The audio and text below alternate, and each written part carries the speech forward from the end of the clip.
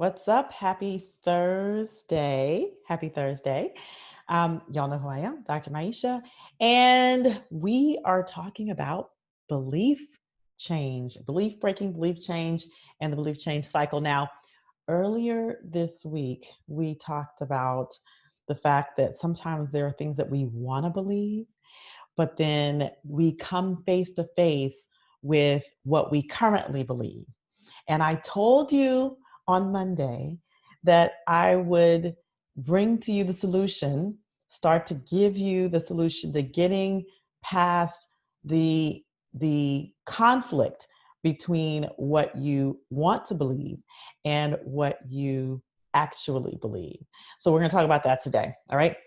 So if you're on live with me, go ahead and say hi. I always love to know when people are with me live. So go ahead and say hi. Let me know you're here. If you are on replay, go ahead and hit hashtag replay. Let me know that you're watching because you all know how much I love feedback and I love the interaction to know what you're getting.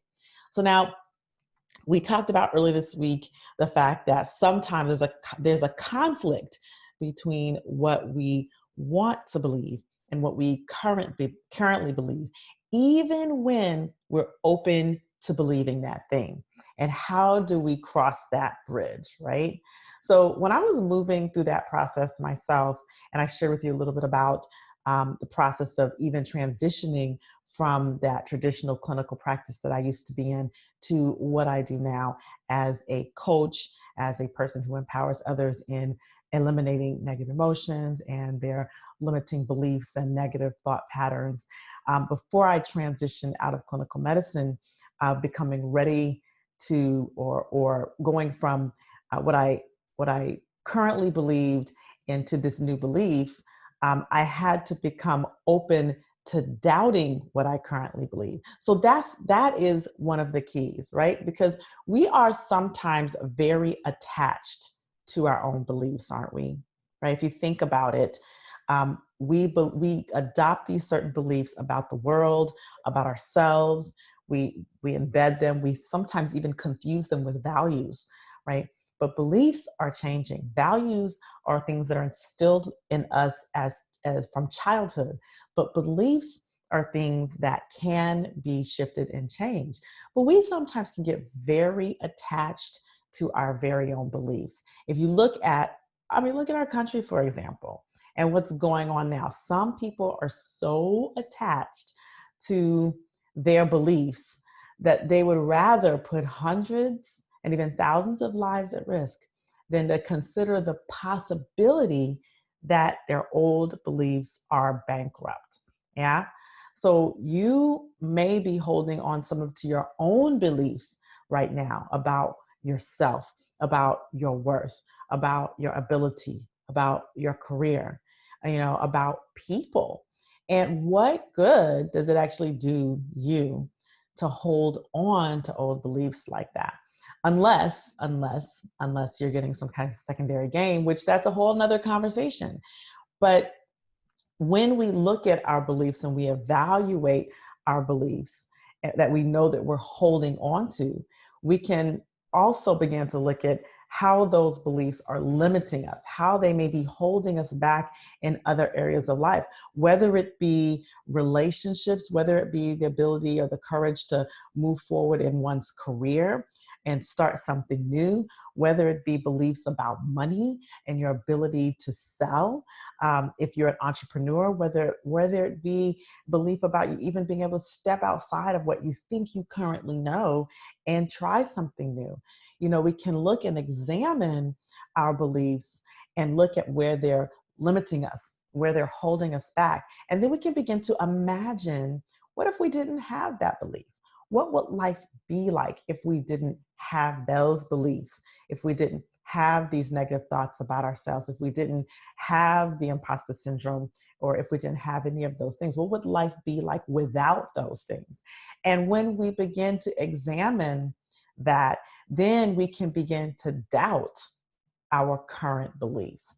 And so that becomes the bridge from the old belief to becoming open to believe something new, and then coming in face to face with that current belief and that conflict between what you want to believe is true and what you actually believe is true. When you begin to examine that belief, that current belief, and become open to doubting that is true, and maybe you can look at, well, what are some times that that belief wasn't true in your life, and that it is as it applies to you. And if you can't find a time where that belief wasn't true as it applies to you, you can look at where that belief wasn't true as it applies to others.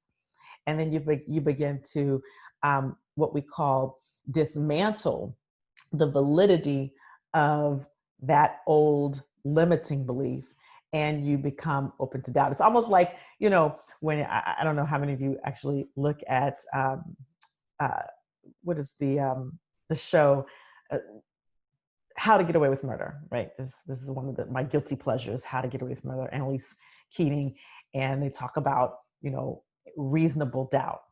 And when you can bring reasonable doubt to your old belief, then you can begin to create the opening for giving space for this new belief to take root in the unconscious mind and in the body and in the cellular complex, so that when that new belief begins to take root, you can begin to see the pathways that will begin to build evidence for this new belief actually being true.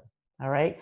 So now, where can you begin to allow yourself to doubt your old current limiting beliefs? Where can you allow yourself to doubt your old limiting beliefs and become open to new beliefs? I'd like for you to put that in the chat.